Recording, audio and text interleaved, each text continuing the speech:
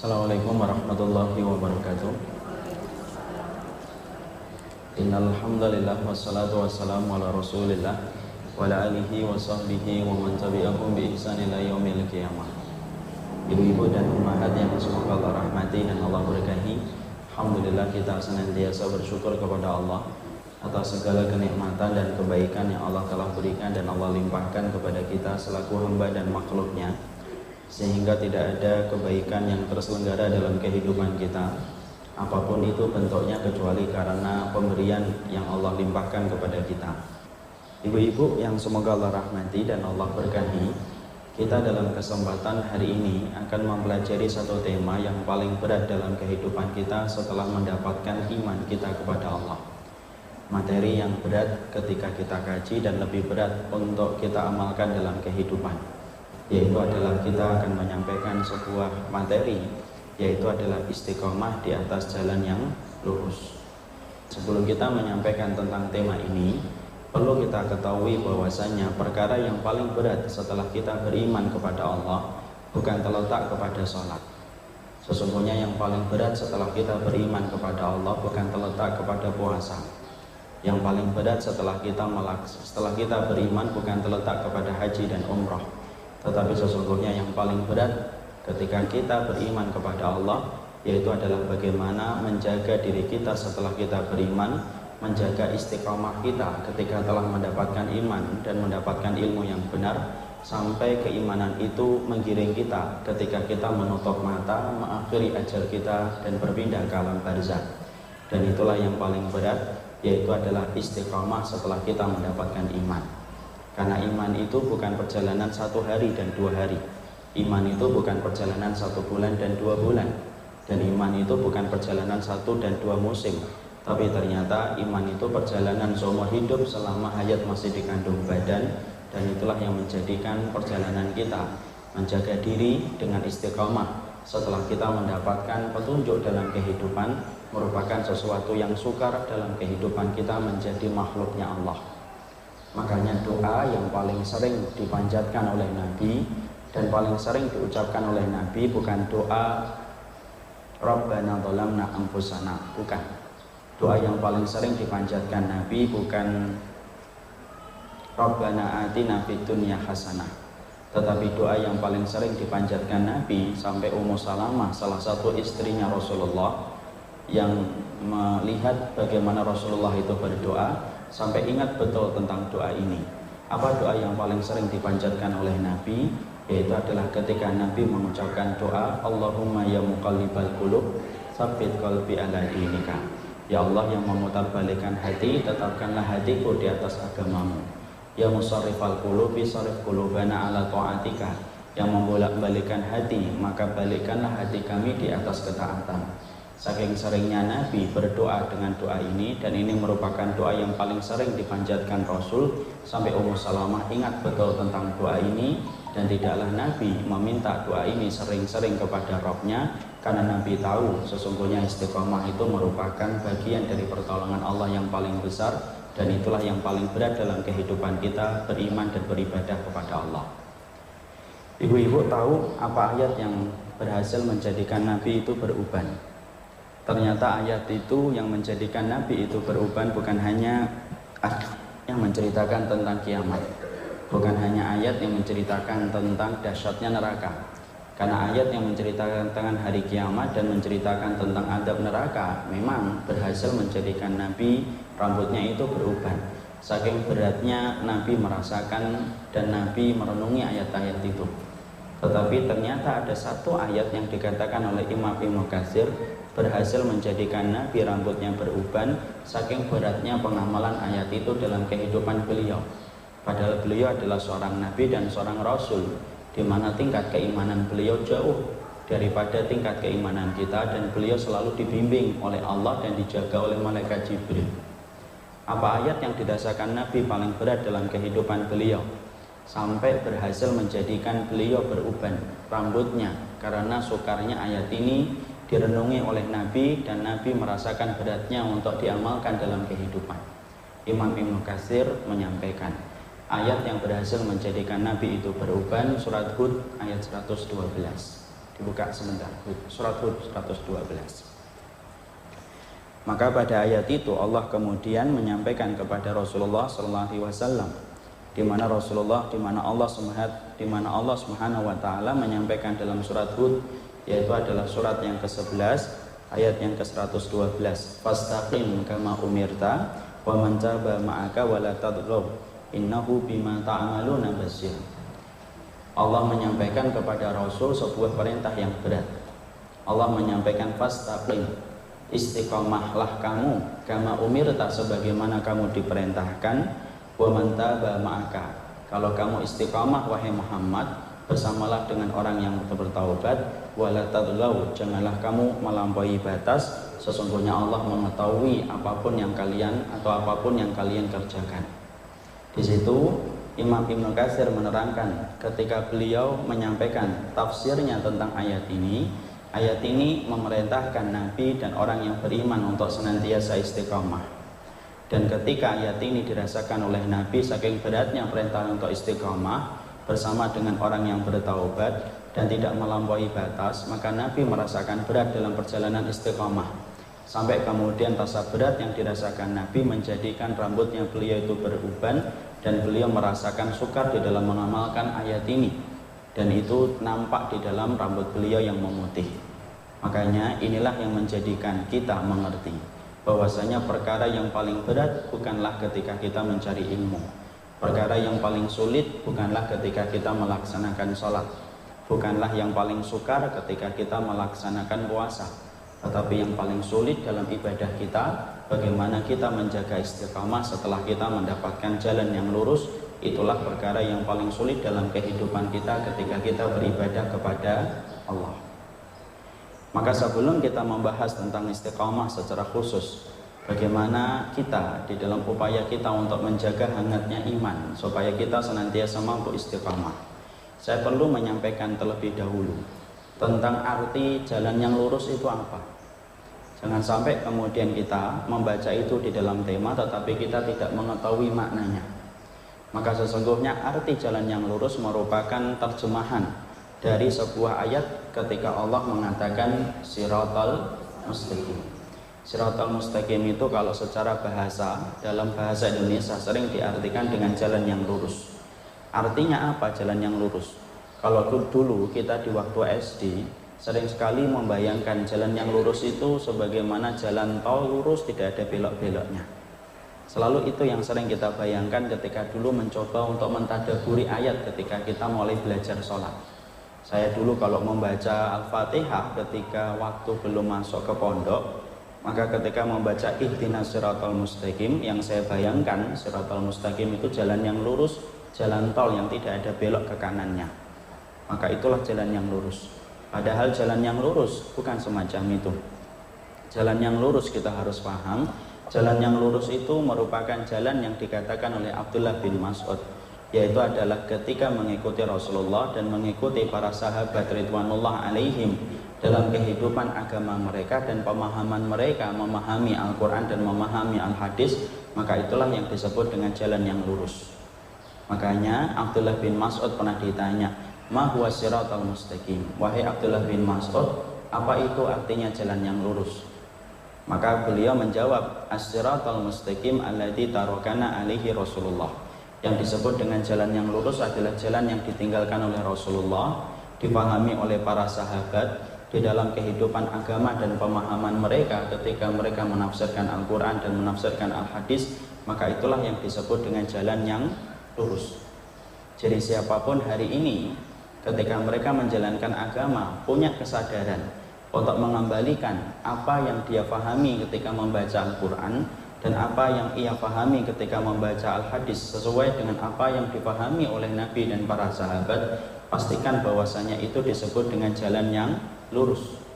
Dan sesungguhnya jalan yang lurus ketika mengikuti apa yang ditinggalkan Nabi dari sunnah yang disampaikan Rasul, pastikan itu bukan milik kelompok siapapun dan bukan milik golongan siapapun. Jadi siapapun ibu, ketika ibu mendapati saudara ibu, ketika mendapatkan teman ibu, kemudian dia berkomitmen untuk mengembalikan pemahaman dia sebagaimana yang dikatakan oleh Nabi dan dipahami oleh para sahabat, Dan ketika dia bertutur kata dan dia berbuat tidak keluar dari dalil yang disampaikan oleh Nabi dan para sahabat, pastikan bahwasanya dia berjalan di atas panggung Shiratal Mustaqim. Dan itu tidak mengenal kepada sekat golongan dan tidak mengenal kepada sekat kelompok. Kenapa saya perlu garis bawahi kata-kata tanpa mengenal sekat golongan dan kelompok? Karena hari ini ada sebuah gerakan masif yang kemudian berusaha untuk mendudukkan bahwasanya Shiratal Mustaqim itu seakan-akan milik kelompok tertentu dan milik golongan tertentu. Lalu kemudian menetapkan walak dan barok. Walak itu loyalitas, barok itu permusuhan berdasarkan kepada kelompoknya dan golongannya. Jadi siapapun yang berbeda dengan kelompoknya seakan-akan tidak berada pada Shiratal Mustaqim, dan siapapun yang berada pada siapapun yang sama dengan kelompoknya berarti berada pada Shiratal Mustaqim. Dan ini merupakan sebuah kesalahan di dalam memafsirkan, di dalam memahami tentang Shiratal Mustaqim. Karena sesungguhnya siapapun manusia dan siapapun seorang muslim, ketika mereka ingin kembali kepada jalan kebenaran yang disampaikan oleh Nabi dan para sahabat ridwanullah alaihim, walaupun terjadi perbedaan-perbedaan yang ada di antara mereka, itu bukan berarti gampangnya kita untuk mengeluarkan seseorang dari koridor kebenaran hanya karena dia beda dengan ustadz yang kita ambil dan ustadz yang kita pelajari. Karena banyak orang yang hari ini ketika mereka mencoba untuk mencari jalan yang lurus, mereka kemudian menempatkan ustadznya sebagaimana Nabi. Jadi seakan-akan bahwasanya ustadz ketika dia belajar untuk mengenal jalan yang lurus seakan-akan Rasul. Sehingga kemudian kemaksuman itu mereka lekatkan kepada ustadz dan para guru yang mereka ambil ilmunya.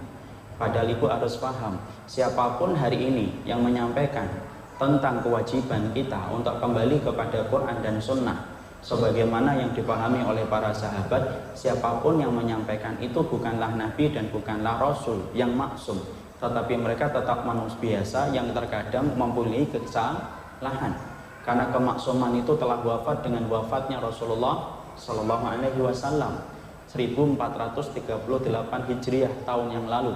Bagaimana ketika Nabi meninggal di atas pangkuan Aisyah radhiyallahu anha, maka pergi bersama beliau itu kemaksuman beliau.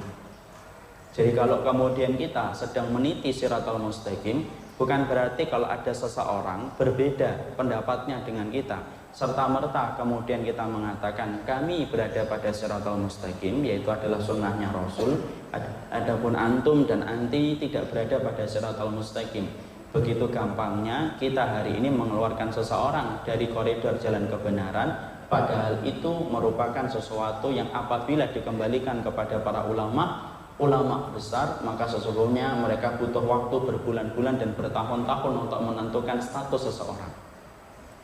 Jadi itulah yang menjadikan kita, kalau saya dan ibu hari ini ketika kita ingin mengembalikan pemahaman kita sesuai dengan pemahaman yang benar, yaitu adalah pemahaman yang disampaikan oleh Nabi sesuai dengan apa yang dipahami oleh para sahabat, pastikan ibu bahwasanya di atas jalan ini terkadang kita menemukan perbedaan, terkadang kita menemukan adanya perselisihan di antara satu ulama dengan ulama yang lainnya. Kalau kita tidak memahami ini pertama kali, anak khawatir saya hanya mencetak dan saya hanya mengajar kepada orang yang mana orang itu gampang banget untuk menyesatkan dan gampang banget untuk memvonis orang. Padahal nikmatnya kita ketika berada di atas jalan kebenaran, sesungguhnya di atas jalan kebenaran itu adalah kenikmatan, dan kenikmatan itu akan hilang ketika kita menyikapi segala sesuatu dengan permusuhan kepada orang yang berbeda dengan apa yang kita pilih. Apakah Shiratal Mustaqim itu tidak ada perbedaan, Ustaz? Adalah. Bukankah kita melihat sahabat Utsman terkadang berbeda dengan sahabat Ali? Sahabat Ali berbeda dengan sahabat Muawiyah.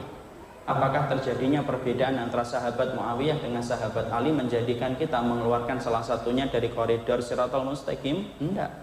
Ulama tetap menempatkan Muawiyah ketika memerangi Ali tetap berada di atas Shiratal Mustaqim, sebagaimana kita hari ini para ulama ketika menafsirkan tentang sikapnya Ali pun tetap berada di atas Shiratal Mustaqim.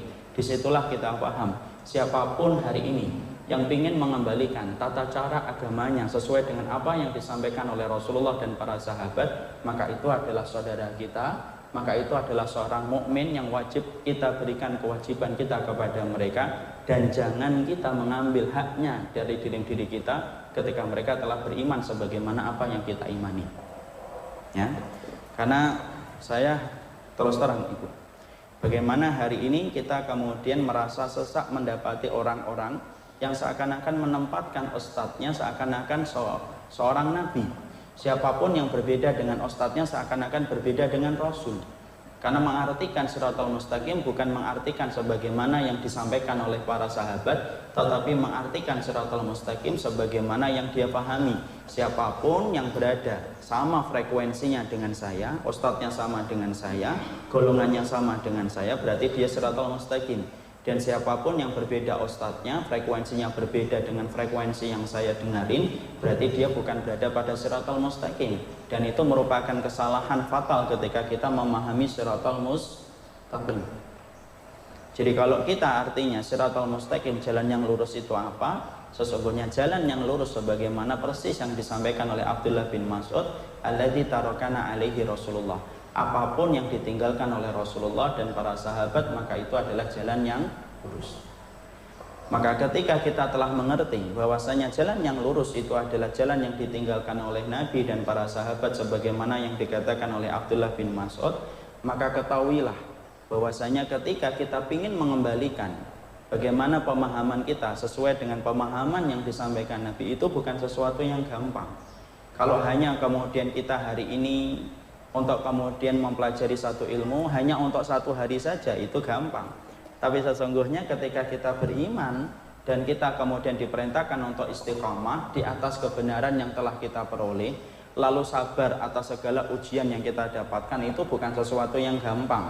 Karena sudah terbukti berapa banyak orang yang bertabur iman setelah mereka mendapatkan jalan yang lurus, tetapi ternyata kepleset dari jalan yang lurus dan akhirnya tidak mampu mempertahankan hidayah di dalam hatinya ketika meninggal dunia.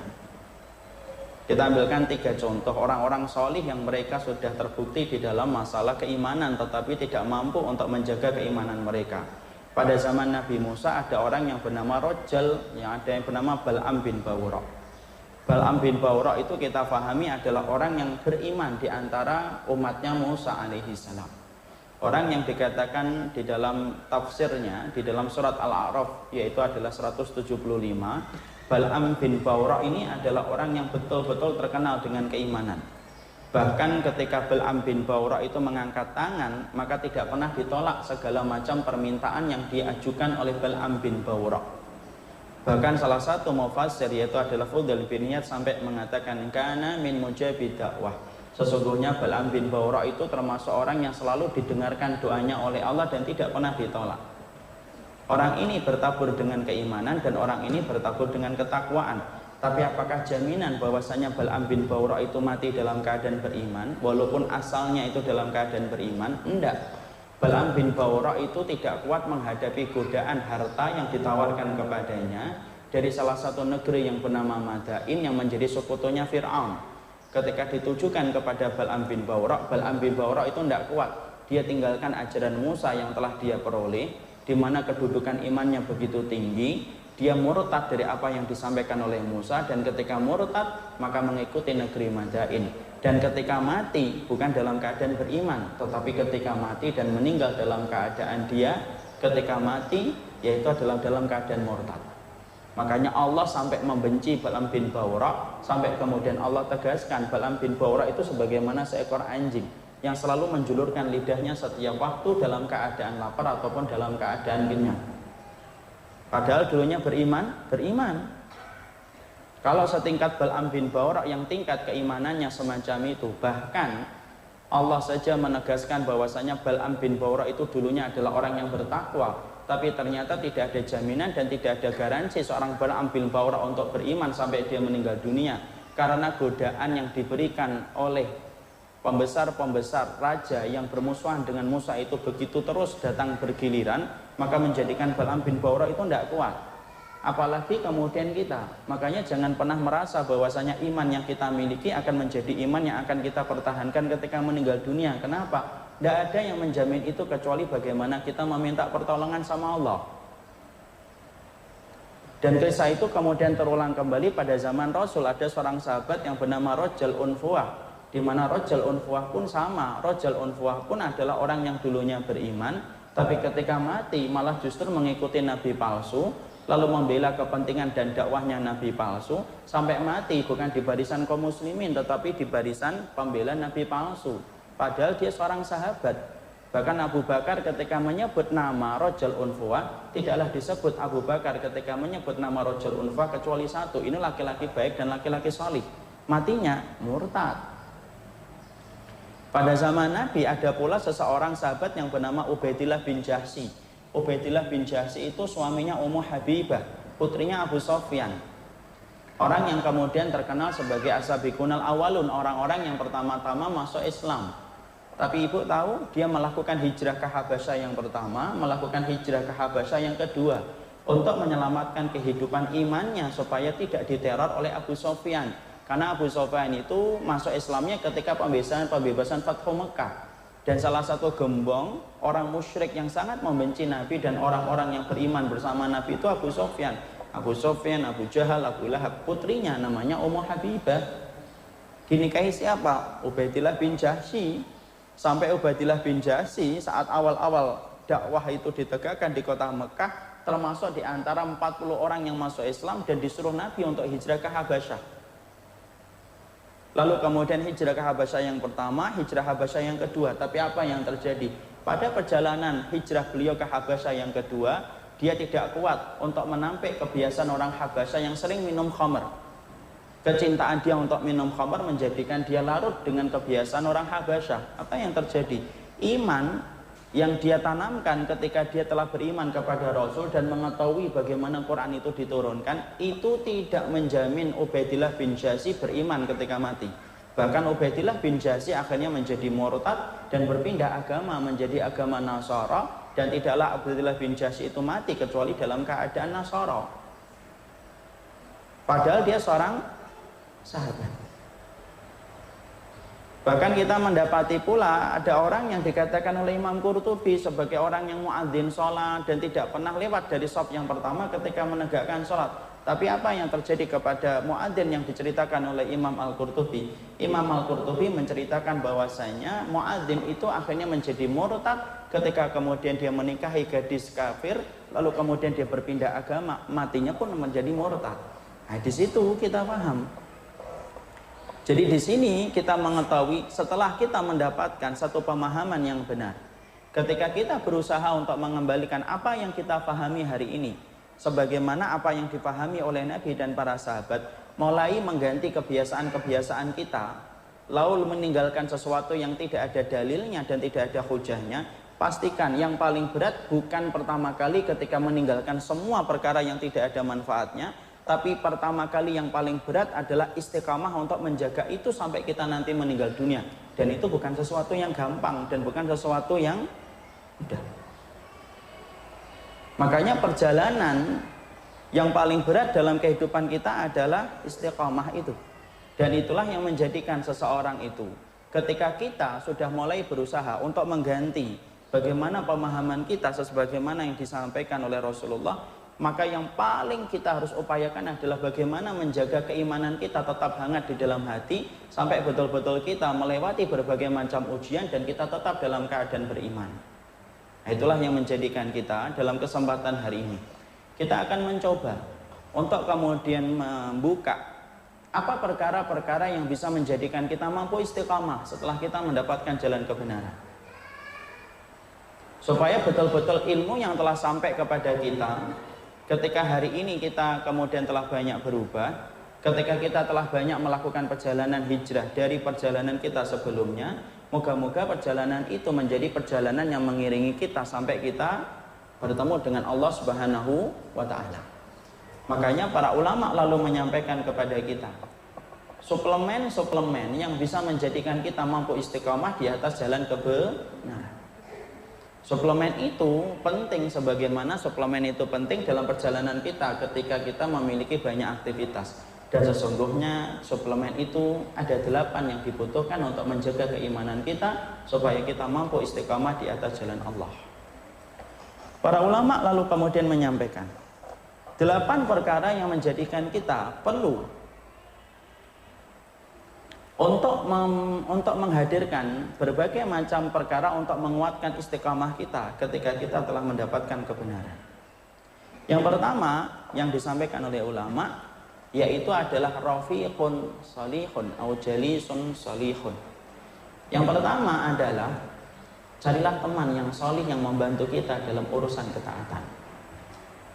Jadi yang pertama, orang kalau kemudian ingin untuk istiqamah dalam semua perjalanan berat yang akan dia tempuh setelah dia menetapkan jalan kebenaran sebagaimana apa yang disampaikan oleh Rasul, yang pertama yang penting adalah tetapkan betul siapa teman solih yang akan membantumu dalam urusan ketaatan dan urusan ibadah akhirat. Manusia itu sehebat apapun iman, mereka bukan Superman dan mereka juga bukan superhero yang mampu menyelesaikan setiap masalah itu sendirian. Karena pada dasarnya kita selaku orang yang beriman itu tetap membutuhkan orang yang beriman untuk membantu kita dan membackup kita dalam kebaikan. Nabi Musa, apa kurangnya beliau dalam iman, tetapi Allah kirimkan dan Allah utuskan kepada Nabi Musa itu siapa? Harun untuk membantu Nabi Musa. Apa kurangnya Nabi Isa dalam takwa? Tidak ada yang kurang. Tapi lihat, Allah kirimkan kaum Hawariyun yang membantu Nabi Isa 12 orang dan kemudian mengkuatkan dakwahnya Nabi Isa.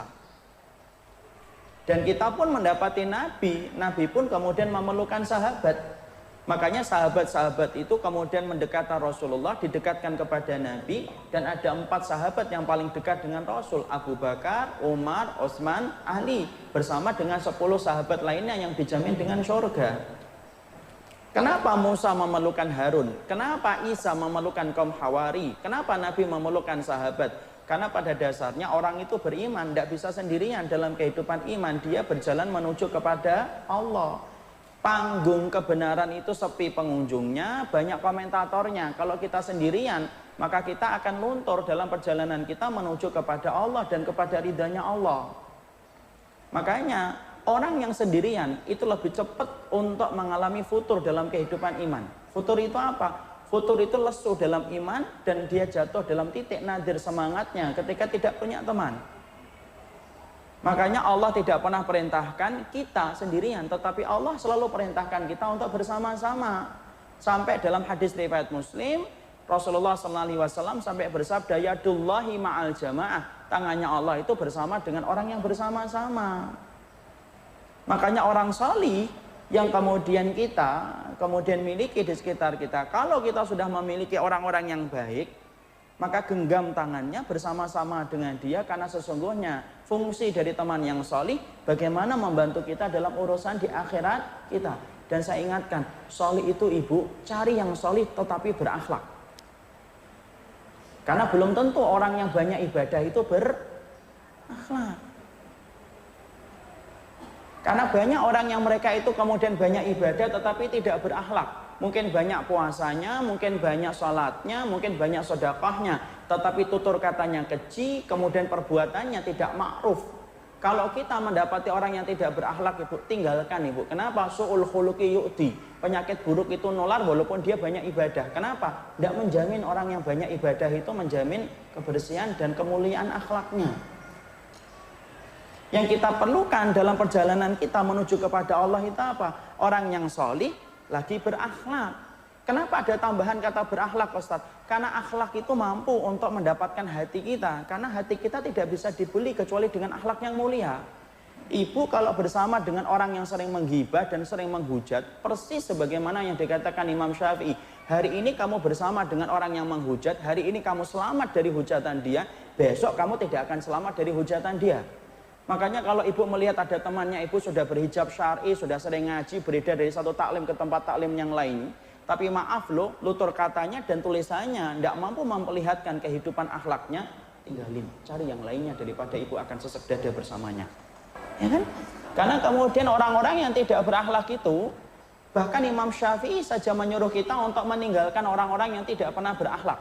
Walaupun dia itu orang yang berilmu, walaupun orang yang berilmu. Makanya sampai Imam Syafi'i sampai mengatakan, man ahabba ayaftahallahu lahu qalbahu ayunawwirahu fa'alaihi bil khulwah wa tarkus sufaha wa qillatul aql wa bughdhu ahlul ilmi alladzi laysa ma'ahum insafun wala adabun. Imam Syafi'i itu sampai mengatakan siapapun yang pingin hatinya lapang, tenang, dia pingin hatinya itu tenang. Perhatikan nasihat yang disampaikan oleh Imam Syafi'i, nasihat emas. Orang yang pingin hatinya lapang dalam kehidupan, maka yang pertama, khulwah dengan Allah, berdoa dengan Allah. Wa tarkus sufaha, tinggalkan orang yang bodoh, yang ngomong tentang maksiat dan dosa tidak pernah berhenti. Wa qillatul akal, sedikitkan makannya. Wa bughdhu ahlul ilmi, benci orang yang berilmu, alladzi laisa ma'ahum insafun wala adabun. Benci orang yang berilmu kalau orang yang berilmu itu mengajarkan ilmu tetapi tidak disertai dengan sikap akhlak dan kebijaksanaan ketika bersikap, tinggalkan. Dan bencilah mereka karena mereka tidak bisa memberikan kecuali keburukan dalam kehidupan kita. Makanya kita standar yang pertama adalah bagaimana ketika kita berjalan di atas jalan panggung kebenaran ini, kita perhatikan siapa orang yang memiliki keimanan ditambah dengan orang yang betul-betul baik di dalam akhlaknya, dia tutur katanya baik, mampu menahan dirinya dari kata-kata yang keji ketika menyangkut orang lain, dan mampu selalu menjaga husnudzon dia kepada orang lain. Orang semacam itu permata yang harus digenggam dan tidak boleh dilepas. Kenapa? Bersamanya itu adalah anugerah terbesar dalam hidup. Kenapa saya sampaikan harus mempunyai akhlak? Ya Masya Allah, itu kan paham kan? Banyak orang yang kemudian ngaji kemana-mana, tapi kalau sudah ngomong ketus. Ketika kemudian melihat ada orang yang beda dikit, membenci banget. Kalau ada orang yang baru berproses tidak sebagaimana dia ketika sudah sempurna, kemudian dia hina prosesnya orang itu. Kalau kita sudah melihat bahwasanya tidak ada kebaikan akhlak yang terpancar, tinggalkan ibu. Kenapa? Tidak ada perkara yang paling rusak dalam kehidupan ibadah kecuali akhlak yang buruk. Ilmu tanpa akhlak itu rusak. Tapi akhlak tanpa ilmu batil. Maksudnya, iya. Ada orang yang kemudian mengikuti ilmu sesuai dengan petunjuk Nabi dan para sahabat. Dia punya ilmu, tapi tidak punya akhlak, rusak ibu. Kenapa? Sesungguhnya perkara yang paling rusak dalam kehidupan ibadah itu adalah akhlak yang buruk. Rasul sampai bersabda, inna su'al khuluqi yufsidul asal, inna su'al khuluqi yufsidul amal, kama annal khala yufsidul asal. Sesungguhnya akhlak yang buruk itu merusak ibadah sebagaimana cuka itu merusak madu. Cuka dan madu itu tidak bisa kumpul. Makanya kemudian lebih baik ibu kita bersama 3 orang, 4 orang, sedikit jumlahnya, tapi bersama dengan orang yang hatinya bersih, tidak pernah nyinyir kepada orang yang beriman, tidak pernah ketus kepada orang yang berproses dalam kebaikan. Bersama mereka 4 orang itu lebih menyenangkan daripada kita bersama 400 orang tapi sifatnya sama, gemar untuk menghujat dan gampang untuk memvonis. Kenapa? Sesek dada kita bersama mereka. Makanya tadi orang yang punya ilmu yang benar, kalau tidak punya akhlak, rusak ibu. Sebagaimana sebaliknya ada orang yang akhlaknya baik tapi tidak ngerti jalan kebenaran, batil, tidak bisa masuk surga dia. Memang iya Ustaz? Iya. Ada nggak orang yang akhlaknya baik? Banyak. Tapi kalau disampaikan ini sunnah, ini bukan sunnah, ini iman, ini syirik, tidak paham dia. Kehidupan akhlak itu penting di dalam kehidupan kita ketika mencari teman. Saya pernah mengalami ibu masa-masa yang banyak ketika banyak orang, tapi ternyata kegemaran mereka menghujat dan memvonis sampai Allah kemudian tentukan furqan, jalan pemisah. Sampai kita berpisah dari orang-orang yang semacam itu. Memang diganti tidak sebanyak dulu ketika kemudian masih bersama dengan mereka. Tidak apa-apa. Tapi saya lebih bersyukur, walaupun cuma ketemu 6 orang, 7 orang, 8 orang, tapi mereka punya kebeningan hati dan husnudzon yang luar biasa. Itu lebih menenangkan hati kita dan lebih membuat kita nikmat dalam jalan kebenaran ketika kita bersama dengan orang yang akhlaknya baik. Orang yang akhlaknya baik itu ngerti kok cara kapan menyampaikan, kapan tidak disampaikan dulu, ngerti dia. Dan saya ingatkan, belum tentu orang yang lama belajar itu pasti memiliki akhlak. Orang yang berilmu aja tidak jaminan kalau dia punya akhlak kok. Dan yang mengatakan ulama besar Imam Syafi'i. Imam Syafi'i itu ulama besar atau ulama Jabodetabek? Ulama besar. Sampai seorang Imam Syafi'i itu berkata, wa bughdhu ahlul ilmi alladzi laisa ma'ahum insafun wala adabun. Bencilah orang yang berilmu ketika orang yang berilmu itu tidak mengajarkan kebaikan akhlak. Dan kebaikan akhlak itu apa sih standarnya Ustaz? 3 kata Imam Ibnu Rajab, kaful adab. Kebaikan akhlak itu terletak pada 3 perkara. Jadi kalau ibu dapetin 3 perkara ini, pastikan orang itu memiliki akhlak yang baik sama ibu.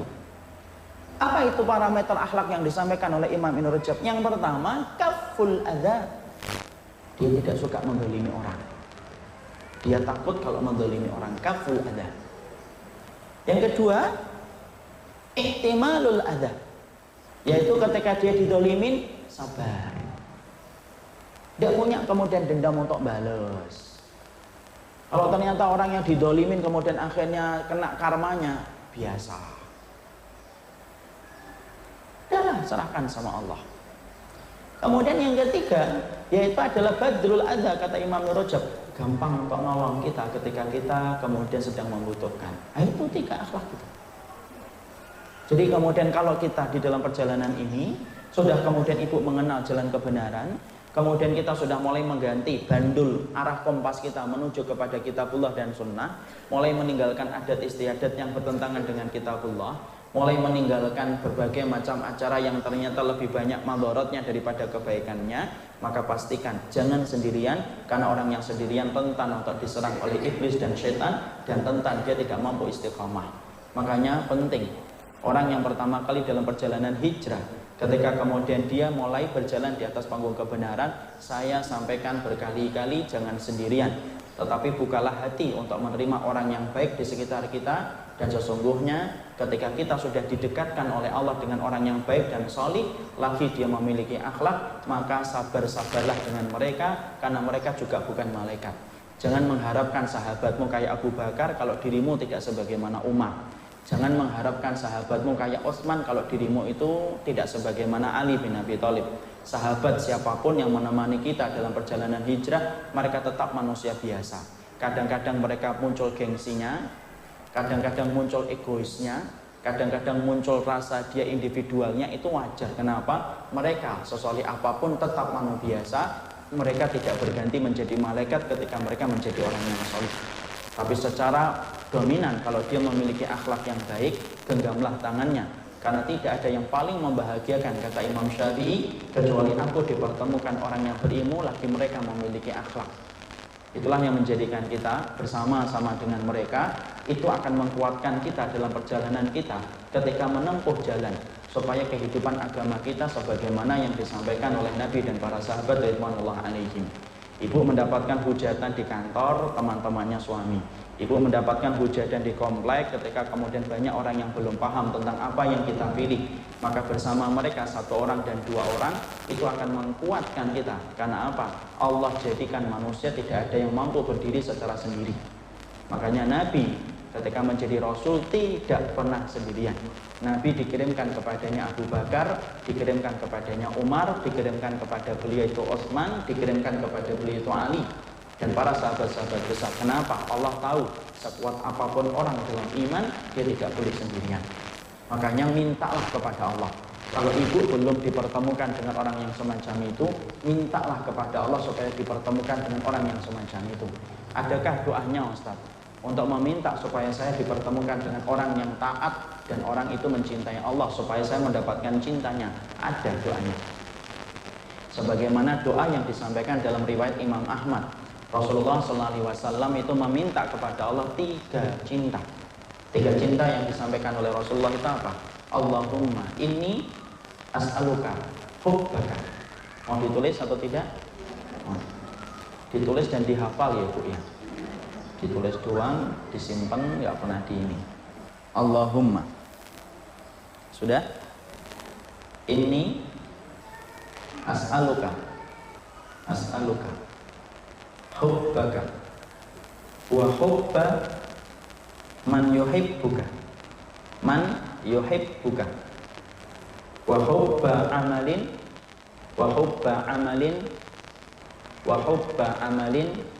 yuqarribuni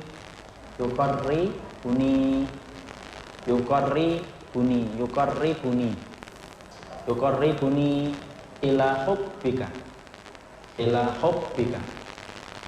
Artinya, ya Allah, aku meminta kepadamu cintamu.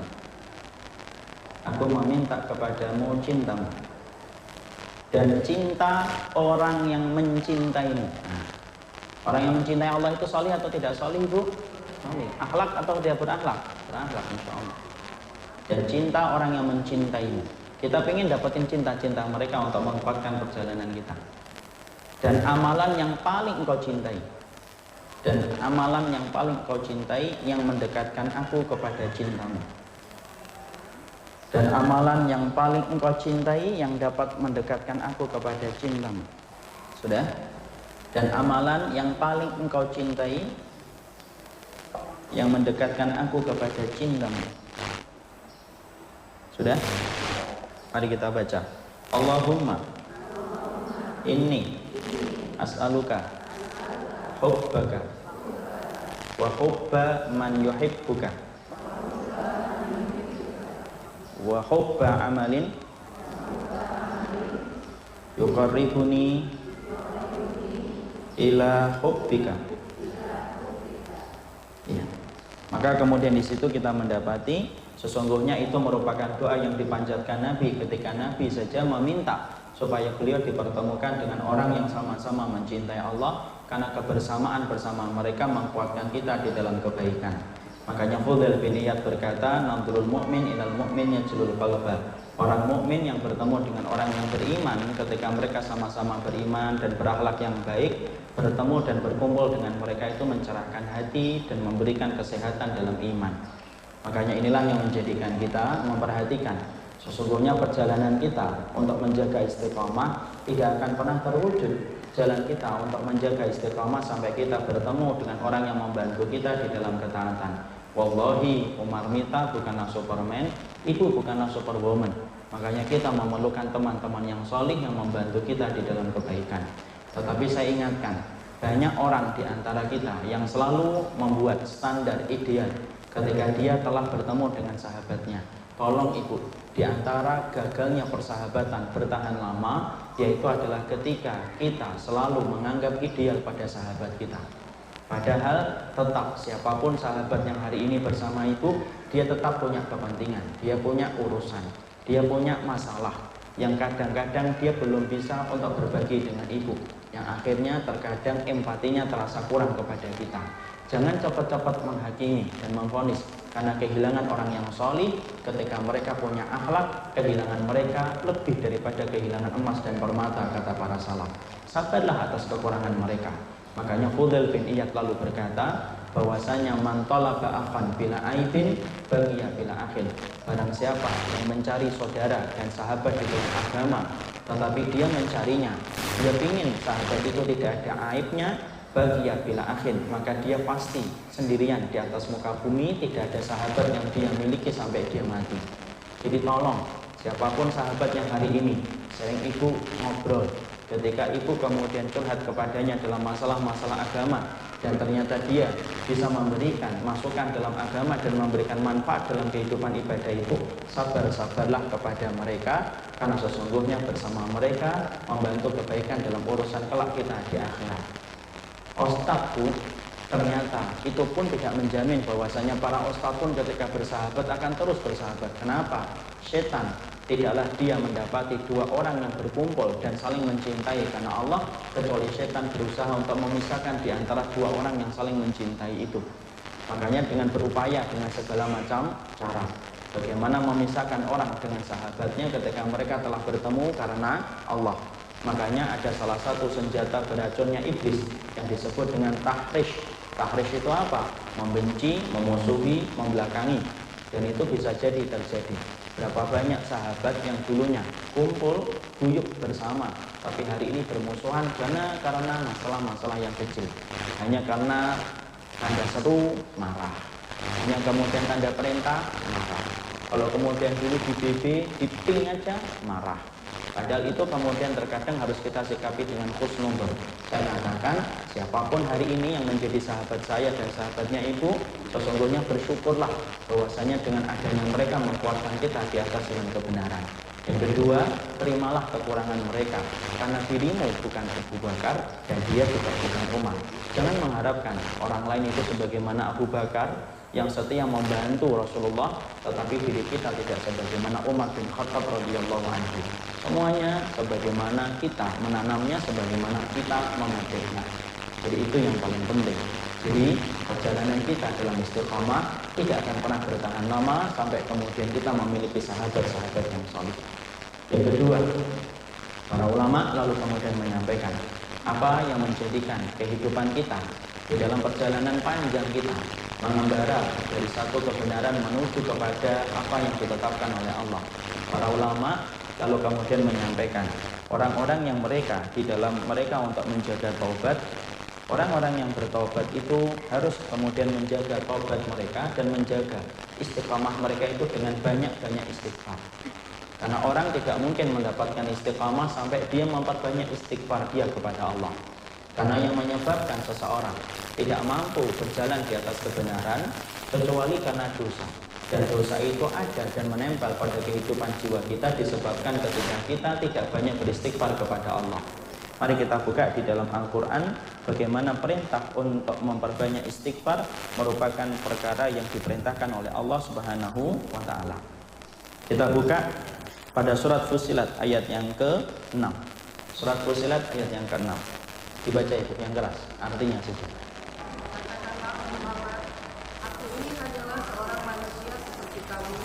Yang diwahyukan kepadaku bahwa Tuhan kamu adalah Tuhan yang Maha Esa. Karena itu tetaplah kamu beribadah kepadanya dan mohonlah ampunan kepadanya. Iya.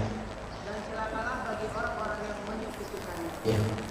Di situ kita mendapati Allah menyampaikan dalam surat Fussilat ayat yang ke-6, Qul innama ana basyarum mislukum yuha ilayya annama ilahukum ilahu wahid fastaqimu lahu wastaghfiruh. Katakanlah wahai Muhammad, sesungguhnya aku adalah manusia biasa. Artinya Rasulullah itu manusia biasa yang diwahyukan kepadanya tentang ayat dan Quran untuk menyeru bahwasanya Allah itu Tuhan yang satu, ilah yang satu. Kemudian Allah menyampaikan fastaqimu lahu, maka istiqamahlah kamu kepada jalan yang kamu seru, wastaghfiruhu, dan kemudian perbanyaklah kamu untuk istighfar. Kenapa ada kalimat istighfar, perintah istighfar setelah kalimat istiqamah? Kemudian Imam Ibnu Rajab Al-Hambali menyampaikan ada perintah untuk istighfar setelah kalimat perintah untuk istiqamah, karena pada dasarnya tidak akan pernah sempurna istiqamah kita di atas kebenaran sampai kemudian kita beristighfar kepada Allah setiap waktunya untuk menebus dosa-dosa kita. Yang menyebabkan rayap gagalnya istiqamah, yang menghancurkan niatan untuk istiqamah di atas kebenaran itu adalah dosa dan kemaksiatan. Makanya dosa dan kemaksiatan itu tidak ada sabun untuk membersihkan dari dosa itu kecuali istighfar.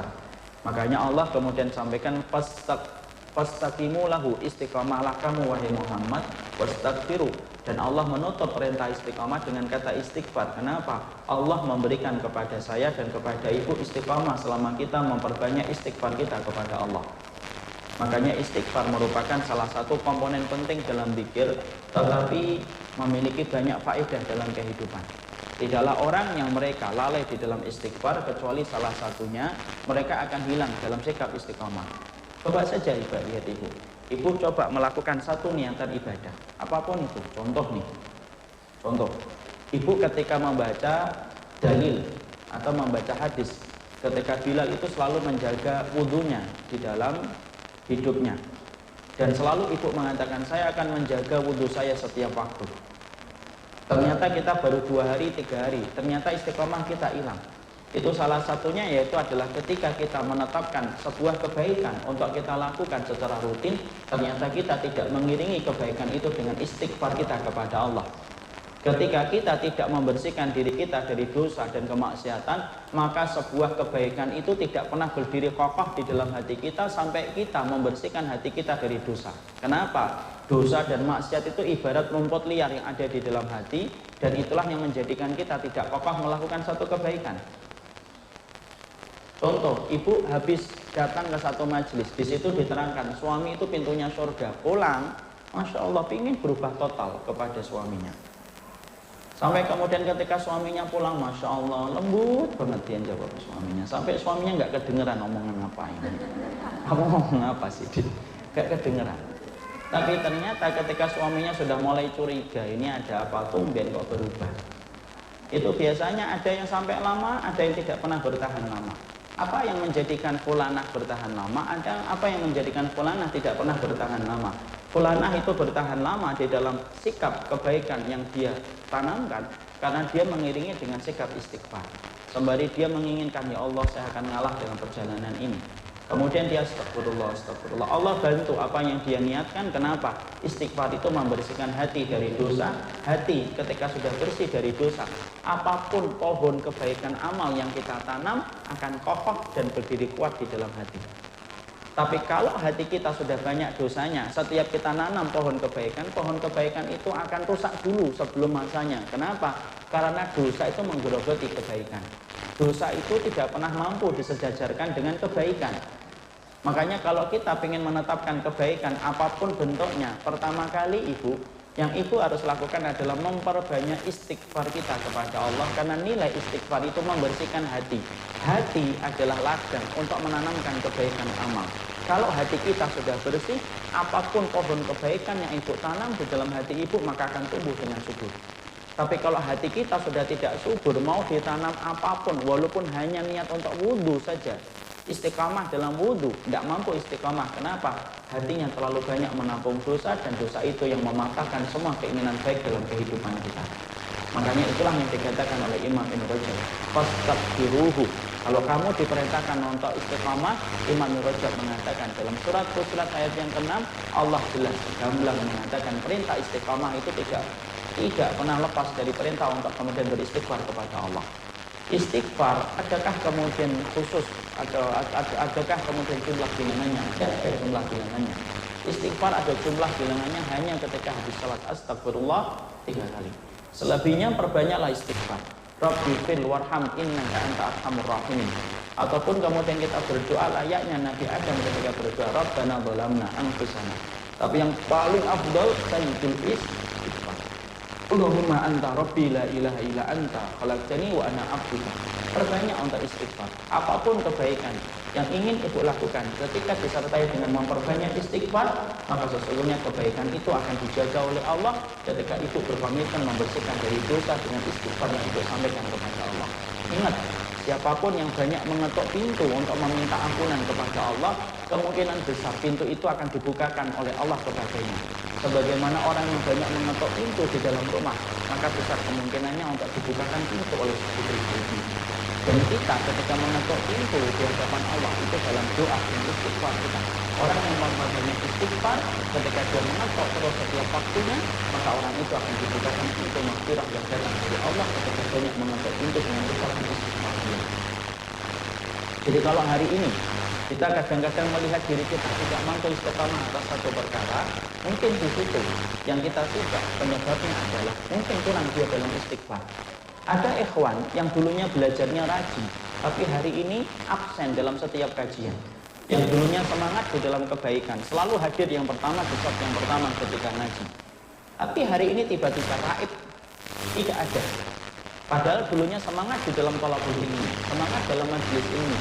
Maka salah satunya hilangnya seseorang dari peredaran ketaatan itu adalah kurangnya di dalam istighfar dia kepada Allah, sampai Allah tidak jaga dia sebagaimana dia tidak menjaga dirinya dari dosa dan kemaksiatan. Apa bedanya istighfar dengan tobat? Beda itu. Tobat itu dilakukan ketika kita menyesali dosa yang telah kita lakukan. Tetapi istighfar yaitu adalah menghapuskan dosa yang telah lalu dan menjaga kita dari dosa-dosa di masa mendatang. Itu istighfar. Kalau taubat harus ada dosanya dulu yang telah lalu, itu taubat. Misalkan ibu taubat, ya Allah saya dulu ketika kuliah 4 tahun, SMA 3 tahun tidak menutup aurat. Ibu taubat dengan taubatan nasuha. Karena ibu tahu kewajiban berhijab bukan ketika seorang istri dinikahi seorang laki-laki, tapi kewajibannya semenjak dia balik. Dan ibu sadar, Masya Allah, SMP, SMA, kuliah, saya nggak pakai hijab. Padahal setiap 1 menitnya akan dihisap oleh Allah SWT. Ibu menyesal, itu namanya taubat. Tidak ada tobat yang dilakukan atas dosa yang akan dilakukan dan baru akan dilakukan, itu tidak ada. Ngapain bu tobat Ustaz? Ngapain nanti malam saya mau bertengkar sama suami saya? Tidak bisa. Karena kemudian belum dilakukan. Tapi kalau istighfar, kata Abu Jarir At-Tabari dalam kitabnya, bahwasanya istighfar itu menghapuskan dosa yang telah lalu dan menjaga kita dari dosa-dosa yang akan datang. Jadi bisa jadi dengan istighfar yang kita lakukan, Allah menghindarkan kita dari kemudaratan. Dengan istighfar yang kita ucapkan bisa jadi Allah itu akan menjaga kita dari dosa yang kita tidak tahu. Ketika tiba-tiba ibu diajak temannya untuk ghibah, lalu ibu mampu menampik ghibah itu dan pergi, maka itu mungkin salah satunya karena istighfar yang kita ucapkan di hari kemarin dan di hari lusa kemarin, sampai Allah memalingkan kategori itu. Makanya Nabi tidak pernah kurang 100 kali ketika beliau selalu beristighfar kepada Allah. Padahal beliau adalah orang yang telah diampuni dosanya yang telah lalu dan yang akan. Istighfar itu sumber pokok dalam segala kebaikan. Makanya ketika kita istiqamah, salah satu sifat istiqamah yaitu adalah ketika orang yang istiqamah, mereka senantiasa di dalam setiap istiqamah mereka. Orang yang senantiasa istiqamah mereka adalah orang yang senantiasa beristighfar setiap waktunya kepada Allah Subhanahu. Itu yang ketiga, sikap kita kemudian menjaga istiqamah kita. Sikap yang ketiga ketika kita menjaga istiqamah kita, yaitu adalah mujalasatul ilmi, majalisul ilmi. Yaitu yang ketiga, keberadaan kita ketika berada pada majelis ilmu. Tidak boleh jauh-jauh dari majelis ilmu. Orang itu tidak mungkin akan istiqamah di atas jalan kebenaran kalau dia selalu jauh dari majelis ilmu. Majelis ilmu yang kita pahami itu tidak boleh terlalu sering, tidak boleh terlalu longgar. Tapi semuanya ditakar dengan takaran yang semestinya. Terlalu sering boleh atau tidak boleh? Tidak boleh. Itu majelis ilmu terus-terusan itu tidak sunnah. Sampai kemudian ada orang yang saking semangatnya ketika mencari ilmu baru mendapatkan hidayah, versinya beliau. Kemudian ngaji terus sampai satu hari itu 6 kajian. Ustadznya aja 4 kajian, dia sudah 6 kajian. Ustadz hari ini ngajar berapa? 4. Saya 6 Ustadz. Walaupun tidur ketika dikaji. Adapun orang yang berlebihan itu tidak boleh. Kenapa tidak berlebihan itu tidak boleh? Karena sesungguhnya kata Syekh Utsaimin rahimahullah ta'ala, jiwa antum, jiwa saya itu mudah untuk bosan. Kalau kita memiliki jiwa yang bosan, maka tolong ketika kita memiliki jiwa yang cepat bosan, jangan terus-menerus menyampaikan dan terus-menerus mendapatkan ilmu. Porsinya saja. Makanya para sahabat ketika datang kepada Abdullah bin Mas'ud, jadi para sahabat itu datang kepada Abdullah bin Mas'ud, kemudian mereka minta, ya Abdullah bin Mas'ud, buat kami diajarin itu sehari 3 kali. Kemudian Abdullah bin Mas'ud mengatakan, la, laisa hakadha allamana Rasul. Bukan kayak gini yang diajarkan Rasul. Yang diajarkan Rasulullah itu cuma sekali dalam 1 hari. Padahal kalau kita bayangkan, kalau kita saat ini hidup sama Rasul, pingin nggak 24 jam bermajelis ilmu dengan Rasulullah? Pingin lah. Tapi Nabi apakah taklim, terus dari habis subuh taklim, terus sahabat dengerin, terus enggak lah. Karena majelis ilmu pun nggak boleh terlalu sering. Dengerin radio, kemudian dengerin kajian, sesekali, kemudian dengerin, kemudian yang lainnya artinya dunia, mendengarkan informasi. Maka itu kemudian merupakan bagian dari cara kita untuk menghindarkan kebosanan di dalam jiwa kita. Tapi majelis ilmu itu selalu menumbuhkan sifat istiqamah kita. Orang yang terlalu lama tidak mengikuti majelis ilmu, maka akan tumbuh karat di dalam hatinya dan menjadikan dia susah untuk mempelajari istiqamah dalam hidupnya. Makanya betul apa yang dikatakan oleh Handolah. Handolah itu berkata, ya Rasulullah, kalau kami di sisimu, kami terbayang surga dan neraka. Tapi ketika kami jauh dari sisimu, ya Rasulullah, yang terbayang itu adalah dunia dan penuh-penuhnya. Kemudian Rasulullah mengatakan, sa'ah. Semua itu ada waktunya, wahai Handolah. Ada waktunya kita ngaji, terbayang surga dan neraka. Ada kalanya kita memikirkan urusan keluarga kita. Sekedarnya saja. Tapi semuanya ditakar dengan yang seimbang. Jangan terlalu sering, jangan terlalu longgar. 1 bulan cuma sekali. Lamaan Bu. Bagaimana kemudian hatinya akan terjaga dalam hangatnya istiqamah kalau kemudian terlalu lama dia kemudian mengkaji ilmunya. Seimbang saja 3 hari, 1 hari 1, pas 1 hari 2 kalau maksimal. Supaya tidak bosan. Coba kalau lama-lama kemudian bosan, karena seringnya untuk datang. Lama-lama dia berkata apa? Saya tahu nanti mau kemana materinya ini. Karena kemudian terlalu sering. Makanya kemudian akhirnya apa? Kita mendapati khutbah Jumat. Khutbah Jumat itu yang paling abdul, yang panjang atau yang pendek itu? Yang pendek. Makanya kemudian sampai Nabi mengatakan min fikir rajul, salah satu di antara kedalaman seseorang di dalam agama ketika menyampaikan khutbah. Ibu kalau ingin tahu orang itu fakih atau tidak, lihat saja ketika khutbah. Kalau khutbahnya pendek, kemudian sholatnya panjang, berarti dia fakih dalam agama. Nggak terlalu panjang, bahkan majelis ilmu saja sampai-sampai Malik bin Dinan menyarankan nggak terlalu lama. Nggak terlalu lama, sampai dikatakan oleh beliau, idza talal majlis bahkan alijatan nasibu. Kalau majelis ilmu terlalu lama, banyak setannya. Yang asalnya kemudian tidak batuk-batuk, yang asalnya tidak ngeluarin permen. Semua itu bisa terjadi kapan kalau terlalu lama. Kenapa? Karena kemudian manusia punya jiwa bosan. Makanya paling lama itu apa? 2 jam sudah. Di situ ada pertanyaan sudah. Ustaz kalau bisa 4 jam ya enggak usah berhenti. Iya, ibu yang enak. Ustaznya yang kejang-kejang. Dan kemudian juga bosan lama-lama. Yang akhirnya enggak ke belakang. Izin ke belakang. Padahal di belakang enggak ngapa-ngapain. Cuma berdiriin jilbab doang. Karena bosan untuk duduk. Makanya majelis ilmu itu sekedarnya saya sampaikan maksimal ibu 1 hari 2 majelis, tapi minim adalah 3 hari 1 majelis. Itu kata Syekh ini. 1 hari 2 majelis, minim 3 hari itu 1 kali majelis. Kalau 1 pekan terlalu lama ibu, karena apa? Dosa di sekitar kita banyak. Makanya lihat perjalanan manusia ketika habis mengikuti majelis ini itu berubah atau tidak berubah? Berubah. Ada yang berubahnya 2 hari, ada yang berubahnya 3 hari, ada yang kemudian berubahnya 1 hari, ada yang waktu ketika ditutup majelis ilmu sudah berubah lagi. Beda-beda. Tapi yang jelas mengikuti majelis ilmu itu ada perubahan atau tidak? Ada perubahan. Saya sampaikan kisah nyata ini ada ya, saya sering sampaikan. Ada bapak-bapak ibu yang kerjaannya itu setiap harinya nyarikan kajian untuk istrinya. Jadi kalau dia itu mendapati istrinya sudah mulai banyak ngomong, sudah mulai marah-marah sama anak-anak, dia buka handphone, dia buka grup-grup, mana ya kajian hari ini. Bapak-bapaknya ada, Abu Fulan, masih hidup, orangnya baik sekali, istrinya juga baik, alhamdulillah. Saya ini kalau dia sudah mulai ribut, terus saya carikan kajian. Kenapa Pak? Oh Masya Allah. Nanti kalau habis kajian itu Masya Allah Ustaz berubah 2 hari, 3 hari. Lumayan banget ketemu. Nanti sudah mulai rewel lagi, saya carikan kajian lagi. Padahal kemudian istrinya juga berpikir yang sama pada suaminya. Kapan suami saya ajak ke kajiannya? Karena memang fungsinya ilmu adalah bagaimana menciptakan kebaikan. Hangatnya keimanan tidak boleh lepas dari majelis ilmu. Makanya orang yang ketika ingin istiqamah di atas kebenaran tetapi tidak mau datang ke majelis ilmu, saya bingung dari mana dia akan mendapatkan istiqamah. Ada orang yang mengatakan saya ingin taubat, hijrah. Yuk ke kajiannya, enggak lah. Tidak bisa lama itu. Perjalanan dia tidak akan bisa bertahan lama. Kenapa?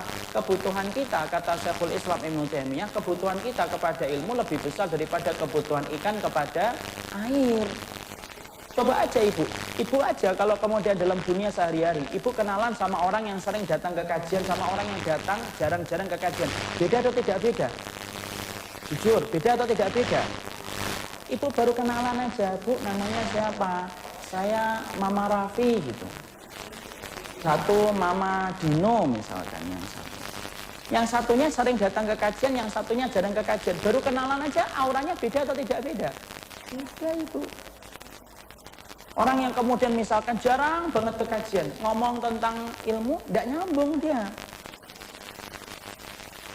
Dia ngomongnya apa? Sel 30% di sono. Ya. Alam sutra lagi sel-sel besar-besaran. Itu apa? IKEA lagi sel kan sekarang ya. Maka kemudian omongannya itu hanya untuk dunia saja. Hanya untuk dunia saja. Tapi orang kalau kemudian dia sering datang ke kajian, minimal dia akan menyampaikan tentang kajian, menyampaikan tentang info. Kenapa? Dari cara kita berkenalan sama orang yang sering datang ke kajian sama tidak, itu aja beda ibu. Kenapa saya bisa menyimpulkan kayak gitu? Karena itulah yang saya rasakan. Kalau ketemu orang itu saya bisa kurang lebihnya, walaupun tidak mesti benar ya.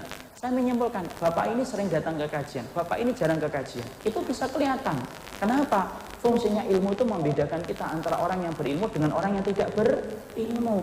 Kalau orang yang sering datang ke kajian aja belum jaminan dia istiqomah, apalagi yang tidak pernah datang ke kajian. Dan kita ibu susah mendapatkan jalan kebenaran kalau kita tidak datang ke kajian ibu. Mana tahu kita ilmunya yang benar kalau kita tidak mengkaji kitabullah dan sunnah. Makanya yang ketiga yang kita harus pahami, perjalanan kita di dalam istiqamah itu akan sempurna, yaitu adalah ketika kita mendatangi majelis ilmu, lalu kemudian kita sabar di atas jalan ilmu. Walaupun jangan terlalu sering. Saya ingatkan jangan terlalu sering. Perjalanan kita dalam istiqamah, ketika kita menempuh jalan kebenaran, jangan jauh-jauh dari doa-doa.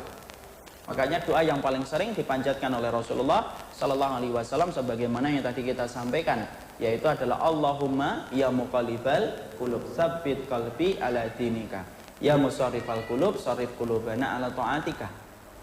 Ditambah lagi ketika hari ini kita berada pada zaman fitnah ibu, saya tambahi dengan satu doa, karena kita khawatir kalau kita sampai kepleset dari jalan kebenaran. Apa doa yang saya hadirkan untuk ibu, di mana doa ini merupakan doa yang selazimnya kita ucapkan ketika kita berada pada zaman fitnah hari ini, yaitu doa yang diajarkan oleh Nabi dalam riwayat Muslim. Allahumma inni a'udzubika minal fitani ma dhahara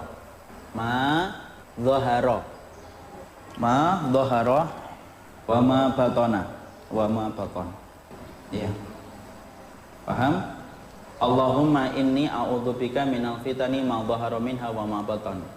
Hadis riwayat Muslim. Saya perlu sebutkan nomor hadisnya kan? Tidak usah, nanti pada rame. Pokoknya hadisnya sahih dalam riwayat Muslim. Allahumma inni a'udzubika minal fitani ma dhahara minha wa ma batan.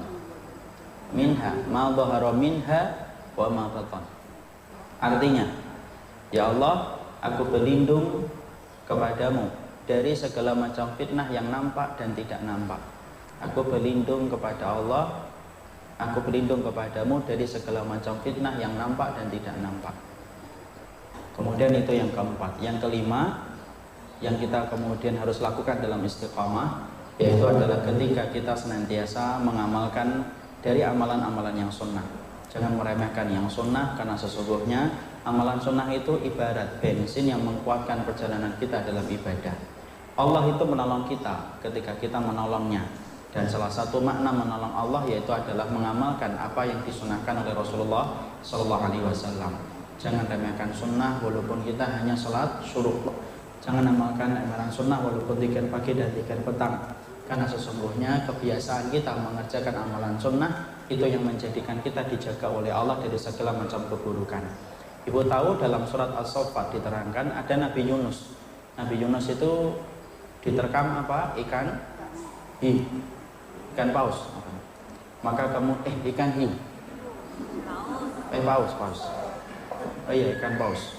Maka kemudian di situ kita mendapati bahwasanya Nabi Yunus kemudian diselamatkan oleh Allah Subhanahu wa taala. Ibu tahu apa yang menjadikan Allah menyelamatkan Nabi Yunus dari gelapnya perut ikan paus? Yaitu adalah ketika Allah menyampaikan falaula annahu kana minal musabbihin lala bisa fi batnihi ila yaumi yub'atsun. Kalaulah Yunus tidak termasuk orang yang senantiasa bertasbih, maka kami biarkan Yunus di dalam perutnya ikan paus sampai hari kiamat datang. Di situ kita mendapati kebiasaan Yunus ketika bertasbih, maka itu menjadikan Allah menjaga Nabi Yunus dan menyelamatkan Nabi Yunus dari gelapnya ikan paus. Disitulah para ulama menyampaikan istiqamah tidak mampu kita raih sampai kita menjaga agama Allah dengan mengamalkan sunnah. Dan sesungguhnya ketika kita menjaga sunnah, itulah yang akan menjadikan kita diberikan kebaikan dan diberikan pelindungan. Dan salah satu pelindungan Allah adalah sikap istiqamah kita dalam ibadah. Itulah 5 perkara. Mungkin yang 3 kawan-kawan kita bahas, tapi yang jelas kita telah mempelajari 5 perkara yang menjadikan hidup kita senantiasa mampu istiqamah.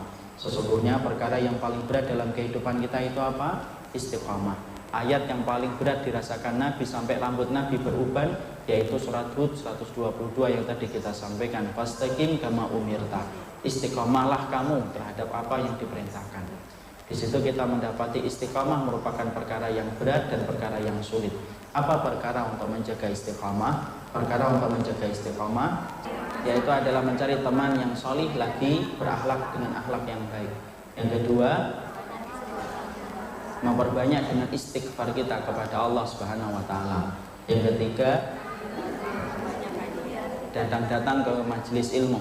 Yang keempat, doa dengan doa. Yang kelima, yaitu adalah memperbanyak amalan-amalan sunnah, karena amalan sunnah itu hakikatnya menjadi pelindung dan tameng dari segala keburukan ketika Allah memberikan sikap kepada kita, sikap istiqamah.